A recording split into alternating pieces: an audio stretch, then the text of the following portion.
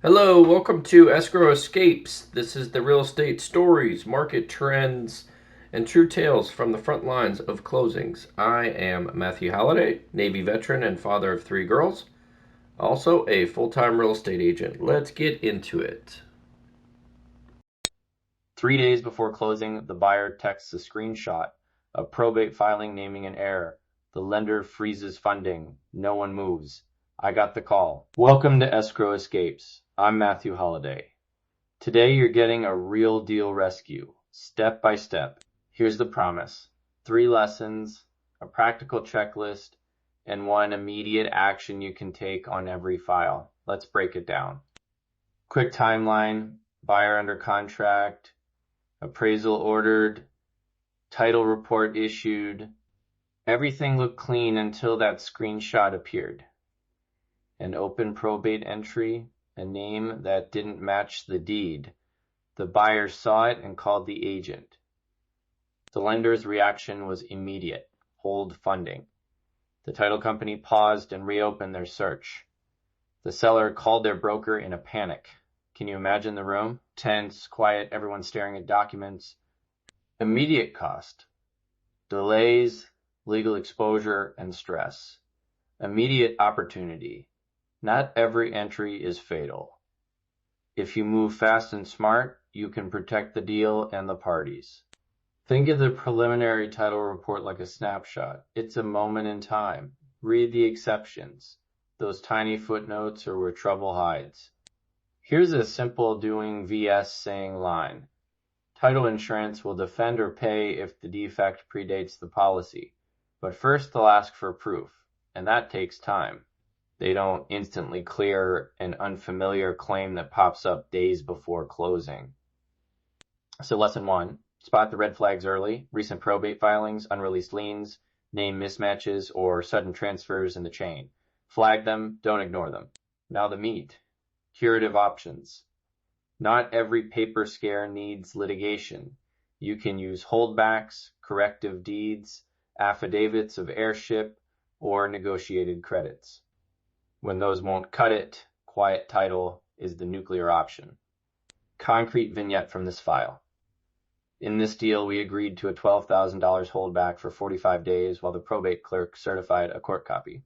That limited the lender's exposure and let funding proceed without canceling the buyer's remedies. Why that worked? It was enough money to reassure the lender and a short, defined timeline to get official paperwork. The buyer kept remedies if the court copy made the claim stick. Practical, surgical, and fast. One rule I use. Pause long enough to check, but don't paralyze the deal for every public record blip. If an heir is actively suing, slow down. Get counsel. If it's a speculative listing in a probate docket, a holdback or affidavit may do the trick. Lesson 3. Who does what when the heat is on? Escrow holds the funds and drafts holdback language. Title investigates and tells you whether they can insure. Agents keep the parties calm and focused. Lenders protect their collateral and will often require documented cure. Attorneys step in for court filings or contested claims. Coordination is the secret sauce.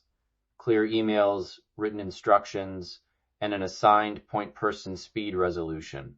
Who's signing documents? Who approves the holdback terms? Put that in writing. Now your practical pre-closing checklist. Short and usable. First, order the preliminary title report as soon as the contract is signed. Second, read exceptions line by line. Flag probate, heirs, and recent transfers. Third, verify seller identity and collect deed, trust, or probate paperwork up front. Fourth, if you see filings, request certified court copies. Fifth, plan holdback language with escrow early. Sixth, keep the lender updated so funding decisions aren't surprises. If you do one thing today, order and read that preliminary title report, that's it. That one habit prevents the majority of last-minute shocks. Quick recap. Know what the title report shows. use curative tools before defaulting to litigation, and get everyone coordinating early. Escrow, title, agent, lender, attorney. Simple? Not always. Effective?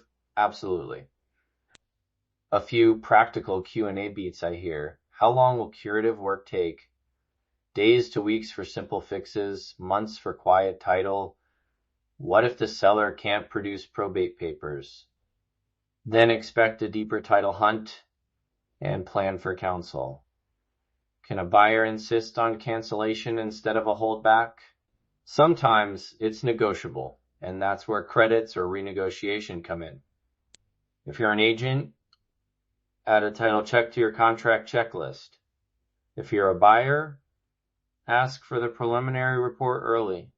If you're a seller, gather inheritance or trust documents up front. Little prep stops big headaches later. Before we go, if this episode helped you, hit subscribe so you don't miss future rescues. Grab the printable pre-closing checklist in the show notes and use it on your next file. That's a wrap on this episode of Escrow Escapes. Thanks for listening, and remember, every deal has its bumps. It's how you navigate them that counts. Catch you next time. Thanks for listening to Escrow Escapes. For more real estate tips, market updates, and behind-the-scenes stories, subscribe wherever you get your podcasts. I am Matthew Halliday. We'll see you on the next closing. Thanks. Have a great day.